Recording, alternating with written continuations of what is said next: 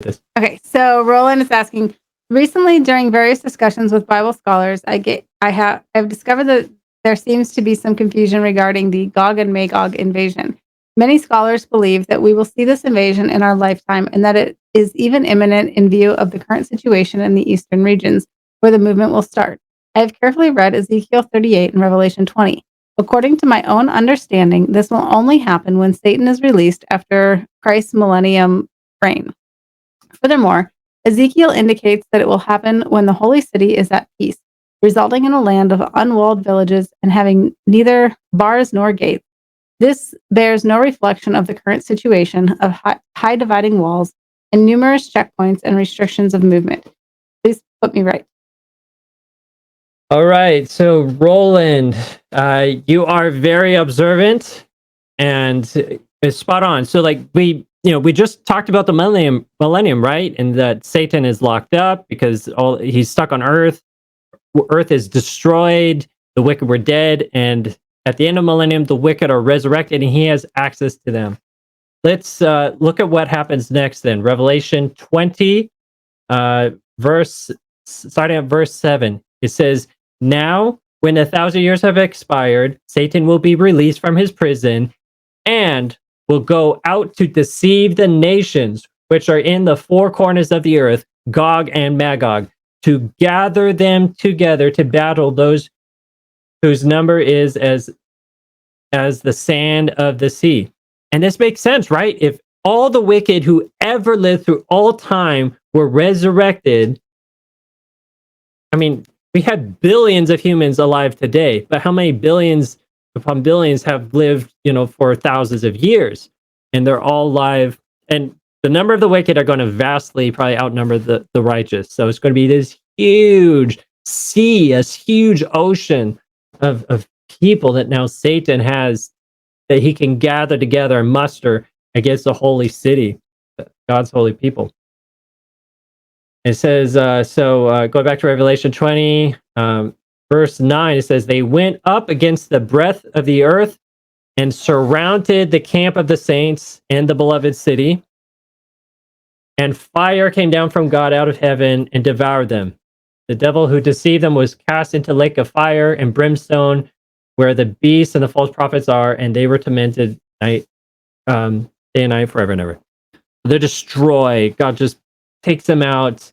As they're, Satan thinks he could conquer the holy city with this giant mass of people, right? And like, look, I got all these billions of people, God, and you got, whatever number you got. I could totally take you on, right? And surely, God, you're not going to destroy all these people.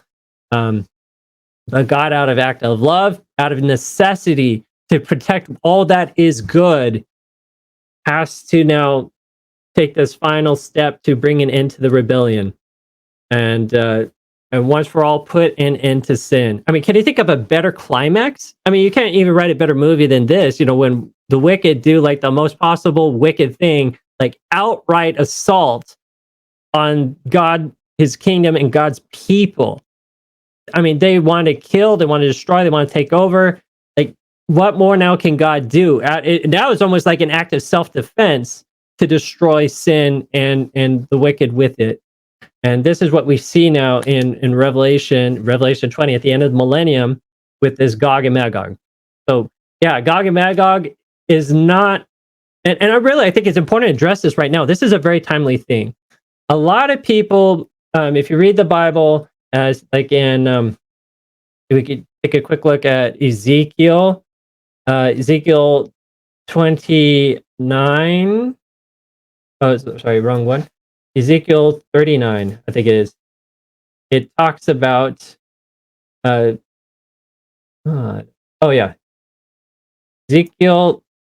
Okay, so Ezekiel 38, for example, 38 verse 2, it says, "Son of man, set your face against Gog of the land of Magog, the prince of Rosh."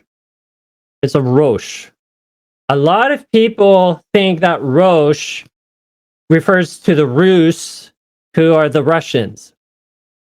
And a lot of people then think that, well, we got to rebuild Jerusalem, we got to rebuild the temple, so that the Russians can come in, surround the holy city, and then Gog versus Magog thing will be fulfilled.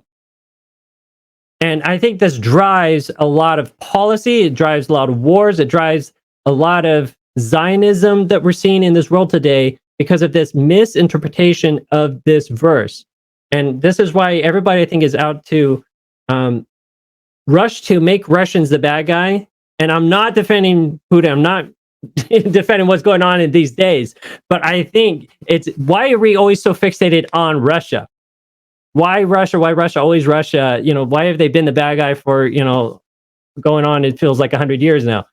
I think a lot of it traces back to these verses and this misinterpretation of them.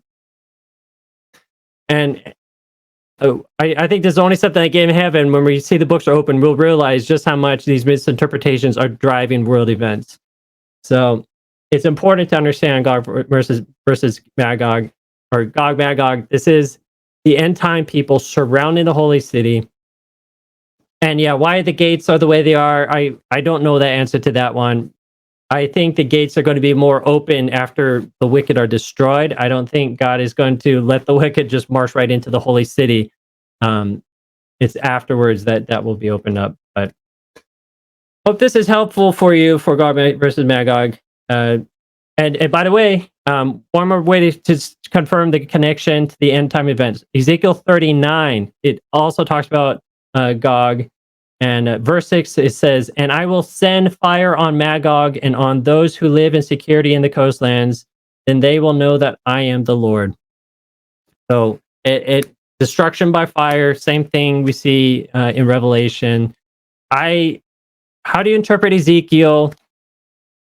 There's a lot in Ezekiel that has not come to pass. And a lot of the understanding is, okay, Ezekiel maybe is something that could have happened if the Jews were faithful and didn't go down the path of apostasy that we saw during the time of Jesus. If they were faithful, if they followed God's plan, maybe things would have turned out differently. And then what we have now is God bringing these older prophecies to fulfillment in a different way. It's close, but it's similar, but it's not going to be exactly the same. Just like the temple in Ezekiel was never built. It's not been built. That's something maybe could have happened. That was a conditional prophecy. It hasn't happened, but maybe it'll be fulfilled in a different way. So that's how you handle Ezekiel. Ezekiel is a very interesting book, but it's there's a lot of context, a lot of study that has to go into really understanding how it applies.